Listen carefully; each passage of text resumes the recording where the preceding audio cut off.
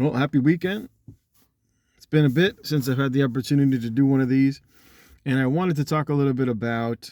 Well, still here in Nebraska, going to be here till about June. Been house hunting, land hunting, and I tell you, it's quite difficult, especially I'm looking more Midwest South, so places like Kentucky, Tennessee, North Carolina, South Carolina, um, and Arkansas, looking for land, maybe Colorado. Quite difficult. The market is difficult. Every time I see something that remotely looks good, it gets snatched up. So for people thinking that there aren't people out there that are buyers and hunting out there, there certainly are.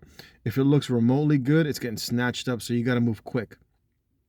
And I found myself thinking, and I remember when I first started looking for farmland back in early 2022, and everybody of course was talking about how there's going to be a housing recession, don't buy anything. That was all bullshit, because there was a lot of stuff that I saw, because I was looking for acreage. I was looking for 20, 25 acres, and everything that looked okay, and you were thinking the market's going to come down, I'm going to get 10, 15, 20% off. That shit did not happen.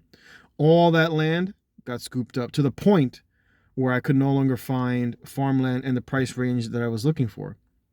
Now I'm seeing, what once was 7, 8, 10K an acre with, a barn on it and a house, a small 2-bedroom, 3-bedroom house with a barn, it was basically ready to go, just gone, or out of my price range and just not worth buying for me, for me as a business. So I moved on to multifamilies, and I was looking in Pittsburgh for a while. And I was basically coming across like crack houses that were still overpriced. People just not wanting to come down on prices. And so people think we're not there yet. We are certainly not there yet. Maybe in a year from now, we might see people. I don't see that happening because I don't see the government wanting to cause a recession, because they need people to pay taxes, and they have a lot of spending. And of course, they're not going to want to create more inflation by creating currency. So I don't see that happening. What I do see happening, what I wanted to talk about was Chat GPT, and why Chat GPT is coming out now out of all times. It's not like it hasn't been there. It's not like the AI hasn't been there. A lot of this stuff, when it comes out, it's already been available for quite some time. Just like, central bank digital currencies, the jab, that had been out for quite some time. The technology, the ability to bring it out had been there for a while. Why Chat GPT now? What would happen over time? America obviously doesn't have the workers. By 2030, all baby boomers, some 70 million people, will be 65 or older. Most of those people obviously will not be working, which means that they'll be entirely dependent upon the remaining Gen X, millennials, and Gen Z. Gen Z is a shit show. People like me who are Gen X, are looking for ways to get out of the system. And then you have millennials. So obviously, when you don't have the workers, AI will do the heavy lifting, that where you want to move people. I need to move people out of blogging, Twitch, YouTube, etc., because I need these people in production. Because if we're going to compete, where we have to now start creating things here in America, well, then you're going to need workers, which means you're not going to be needing social media presence, and that's not completely controlled by the state, etc., because people aren't going to have the resources, and you need the manpower. And so Chat GPT will fulfill all those movies, creating movies, porn, all that shit.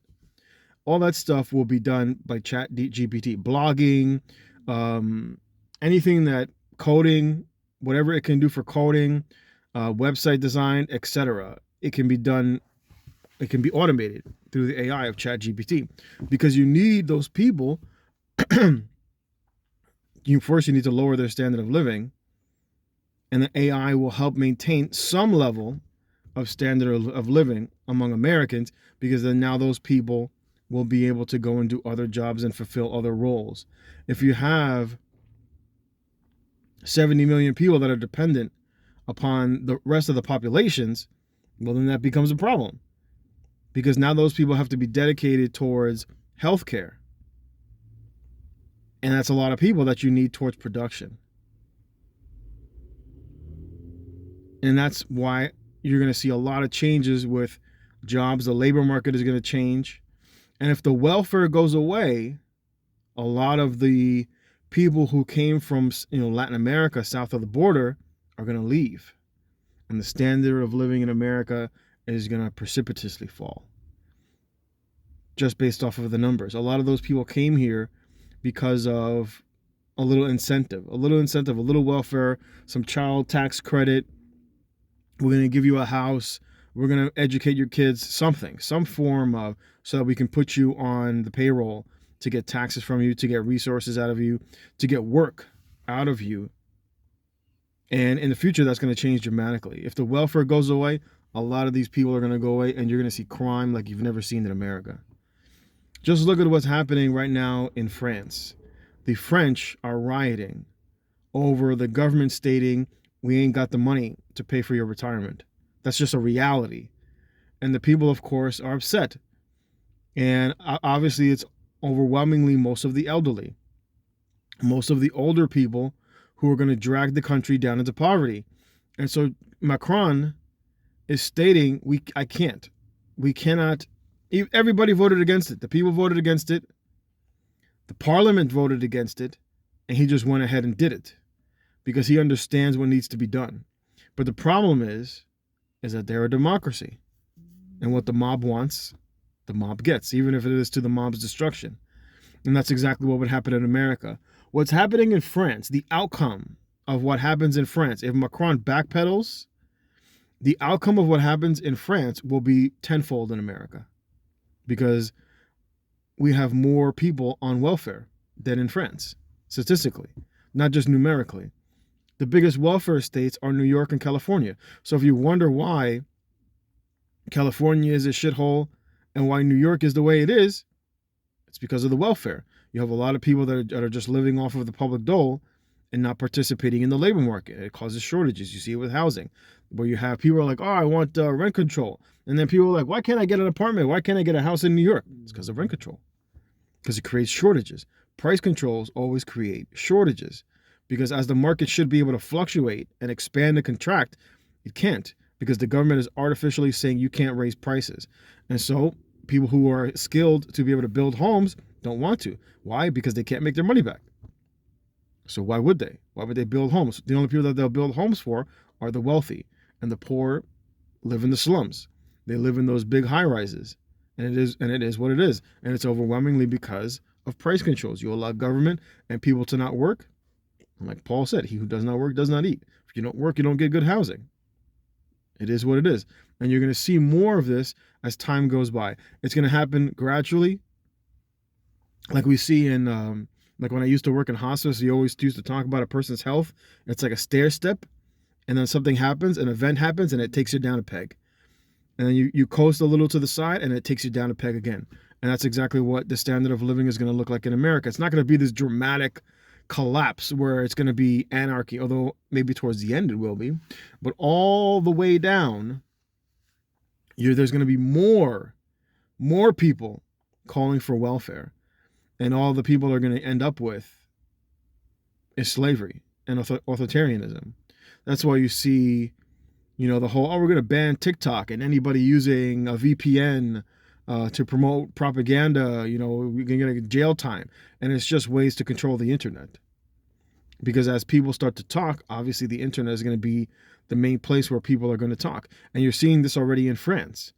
Because people are talking shit about Macron. And there are some people, because of their posts online about the president, are now getting fined, potential jail time. And this is what you get. It's overwhelmingly, like the Bible says, the Bible compares people like the sea. And the only thing that they bring up is, like as it says, seaweed and mire, right?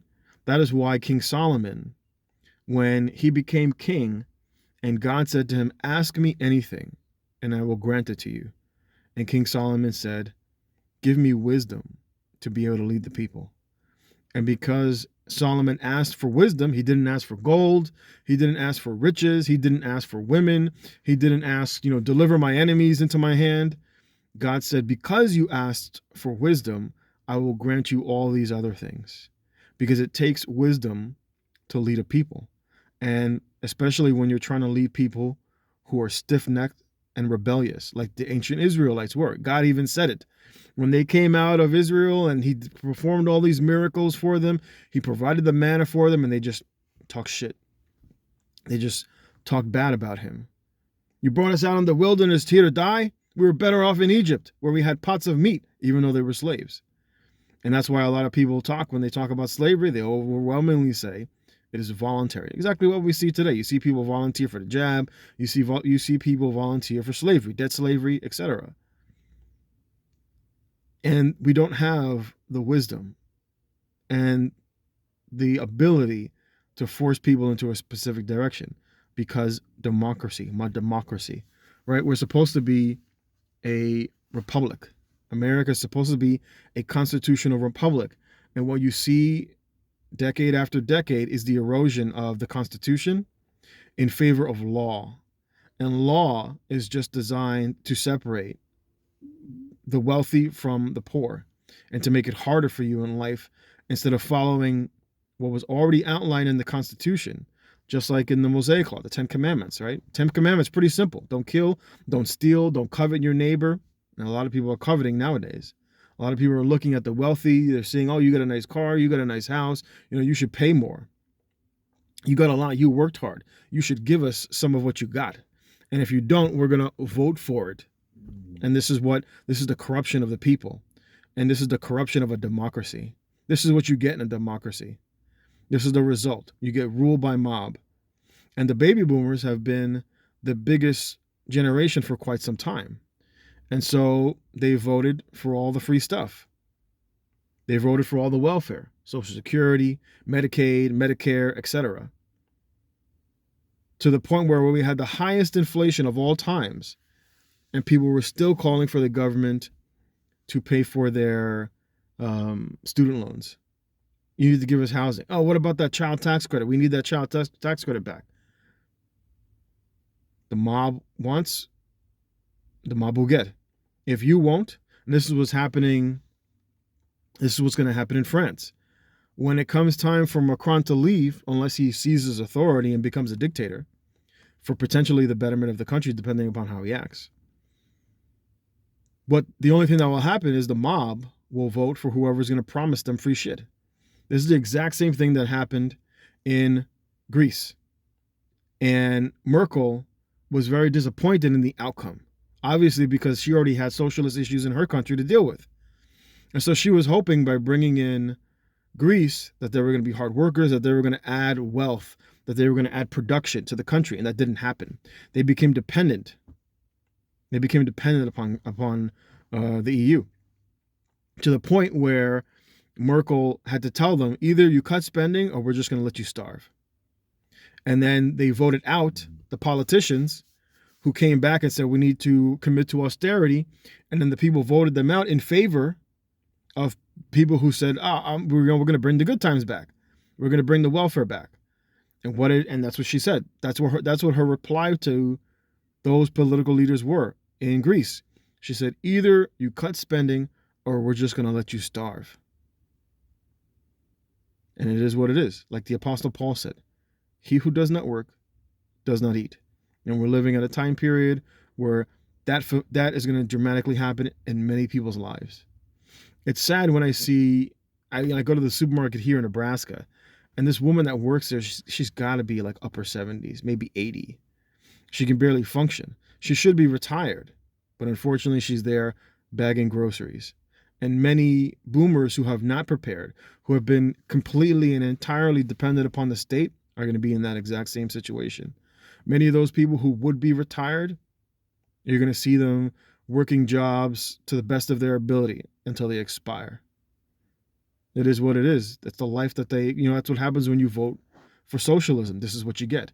And America has been a socialist nation for the better part of 100 years, ever since the introduction of a central bank, ever since America got off of the gold standard. And that was in 1935. And look how long it took for it to finally see its collapse. And we're going to live through it. We're going to live through the collapse. And it's not in relation to what's happening in other countries. What's happening, the political aspect of what's happening in other countries is just a reflection of the mindset of the people in America. That the people are willing to let the government commit crimes against humanity, to go to war with other nations who choose to disobey us, who don't want to be slaves to our system. And this is what's happened in places like in Libya and many places of the Middle East, where America has bombed many of these countries. Right now, they're stealing oil from Iran. They're stealing tons of oil from Iran. And it's all under bullshit. It's all under so that Americans can have cheap gasoline and cheap oil. And the people turn a blind eye. Slave labor in other countries, especially in places like in Africa and China, and so that Americans can have cheap goods. And it all eventually comes to an end. And unfortunately, we're living through it. I wonder what the government is going to do. Will the government allow the baby boomers to live out their existence? Will they introduce another pandemic to wipe them out as a mercy kill? Because the end result will be we won't be able to take care of all of them. There's too many of them. There's too many of them. If most of those people retire, if you have 70 million people that are retired, not including people who are, not able to work, and the children who are too young to work, the top would be so heavy for the bottom to be able to support that it'll just entirely collapse. And that's one of the reasons why I think, despite America only being like 4% of the population, America ended up being 16% of all COVID deaths, regardless of, what we saw with sending patients that were infected back to the nursing home. Why did the government do that? Most of the people that died were elderly, overwhelmingly 79 to 83 years old, or obese. A lot of those people got cut loose, right? Just like in California, they often have the wildfires because they refuse to burn the underbrush because of mismanagement. And eventually, when the underbrush builds up and builds up and builds up and you get really, really hot summers, you get wildfires. And it's just nature's way of preparing for new growth. So how will it happen in America? It'll either happen naturally, where America will entirely collapse and will be like Venezuela, and there will be a purging, which happened in Venezuela and happened in Cuba, or someone will do it out of mercy for the elderly. We're not going to let you live through those hard times. Like look what's happening in Canada, where the Canadians realize that for a lot of these people who are on the public dole, that are too old, they can't work anymore, or they're disabled. And then you had Trudeau that told that ex-military personnel who wanted like one of those seats to bring you up the stairs. And he said, well, we can't do that for you, but we can offer you a lethal injection. We can't offer you to put you to sleep to death. And that was just a straightforward reality. That was just a straightforward check. Like, you're asking for too much. Stay in your place. Because this is what you get in socialism.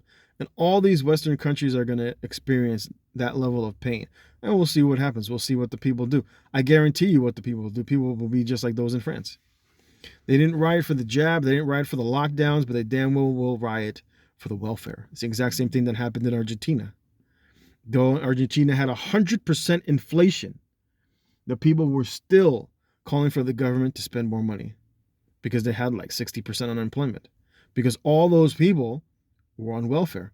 They were on some form of a welfare job. The same thing will happen in America. Women will be harshly impacted because most women's jobs in America are fake. The pandemic exposed that.